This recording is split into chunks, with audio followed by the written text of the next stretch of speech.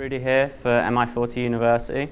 So today we're going to talk about one of the biggest tips for nutrition and how that can affect your body composition long term.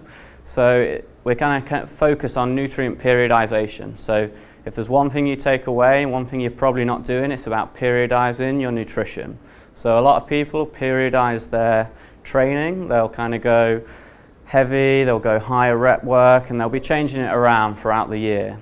And exactly for the same reasons as you would do that eventually you'll plateau. So anything chronic isn't good. So your body will adapt. So our body's always trying to create homeostasis, which is kind of some neutral ground. So for the same reason, we want to periodize our nutrition. So chronic high carb, chronic low carb, chronic calorie deficit, or chronic calorie surplus, eventually our body will adapt and it'll try and reach some sort of balance. So if you go in low calorie, for example, your body will try and meet that and it'll down regulate, so thyroid will change, sympathetic nervous system will adapt, and your metabolism will come down to match that. Same with going, say, higher carb. Eventually your body can only handle so much, so stuff like your insulin sensitivity is going to come down, you're going to become more insulin resistant, mitochondrial adaptations will occur, so you're going to struggle to metabolize and use those carbs efficiently if you do it forever. So whatever you're doing in terms of your diet, it needs to be personalized and tailored, and it needs to be in line with your training. So if you're doing kind of a bulking period and you go in really high volume, really high frequency, then your nutrition should support that. So maybe higher carbs, higher calories, keeping protein high as always to support this stimulus.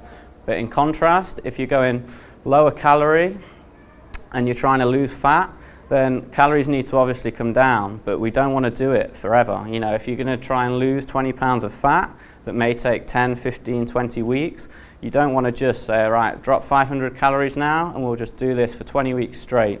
So we want to be shifting around and taking our body out of that kind of catabolic and low calorie state throughout this 20-week period. So this could be, say, 4 weeks dieting, and then you could have a week off where you bring calories back up to normal, and then another 4 weeks dieting.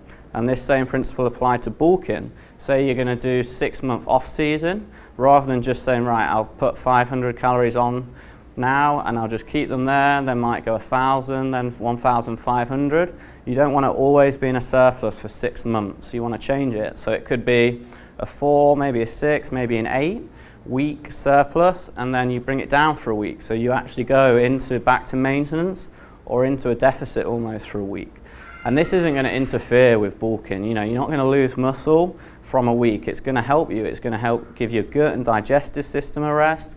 It's going to help re-improve insulin sensitivity. So just periodizing everything you do and realizing that anything chronic probably isn't ideal. So matching your training and nutrition together and then periodizing them appropriately. That's kind of one of the biggest tips I can give you for really helping and tailoring your nutrition to improving body composition.